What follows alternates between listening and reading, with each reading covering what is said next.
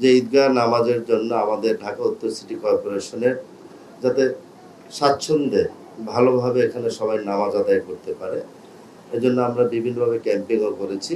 আমরা মাইকিংয়ের ব্যবস্থাও করব, যাতে করে আমাদের উত্তর সিটি কর্পোরেশনের প্রতিটি নাগরিক সহজভাবে এখানে এসে নামাজ আদায় করতে পারে। তো এখানে বৃষ্টির একটা আভাস আছে, শনিবার দিন যদি ঈদ হয়ে যায় কিংবা শুক্রবার ঈদ হয়, সেখানে বৃষ্টি হওয়ার একটা সম্ভাবনা আছে। তো বৃষ্টি হলে সেই ব্যাপারে আমরা প্রস্তুতি নিয়ে রেখেছি, যাতে নামাজ আদায় করতে গিয়ে কোনো মুসল্লিদের কোনো বিঘ্ন না ঘটে। আর মহিলাদের জন্য আমরা পাশে 500 থেকে 600 মহিলা বোনেরা যাতে নামাজ আদায় করতে পারে সেই ব্যবস্থা আমরা করেছি, এবং তাদের অজুর ব্যবস্থাও আছে। এবং যারা পুরুষ তাদের জন্য আমরা আপনারা দেখতে পেয়েছেন, এখনো কমপ্লিট হয়নি, ওখানে আছে। আশা করছি আজকে রাত্রের মধ্যে কমপ্লিট হয়ে যাবে, একসাথে 50-60 জন উজু করতে পারবে। তো সকল ব্যবস্থা আমরা মোটামুটিভাবে করে রেখেছি, বাকিগুলো ইনশাল্লাহ আজকের মধ্যে সব শেষ হয়ে যাবে বলে আমি মনে করছি। আর এখানে একসাথে এই টেন্টের ভিতরে যেটা দেখছেন, এটা বাঁশের কোনো টেন্ট না, এটা স্টিল স্ট্রাকচার দিয়ে করা।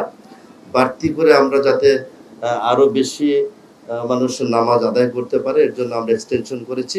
সব মিলে এখানে 10,000 একসাথে নামাজ আদায় করতে পারবে। তারপরেও যদি আমাদের এক্সট্রা ব্যবস্থা আছে, যদি আরো জামাত আদায়ের জন্য আরো মুসল্লিরা উপস্থিত থাকে, পিছনে খোলা জায়গা আছে, সেখানে আমাদের সকল কার্পেট কিংবা ত্রিপল রেডি থাকবে।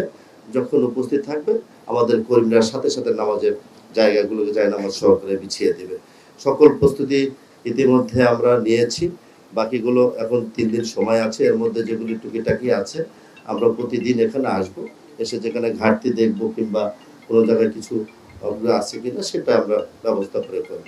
বৃষ্টির জন্য অনেক সময় ভিআইপিরা যারা গেস্ট থাকবে তাদের জন্য ছাতির ব্যবস্থা করে রেখেছি, যাতে তাদের বৃষ্টির পানি গায়ে না লাগে।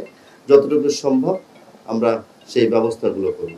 এই জায়গাটায় শুধু ঈদের নামাজ আদায় করব, এখানে কোনো মেলা হবে না, এখানে কোনো আনন্দ শোভাযাত্রা হবে না।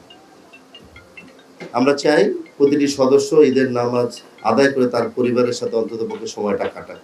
এই চিন্তা থেকে আমরা এইবার এই উদ্যোগ নিয়েছি।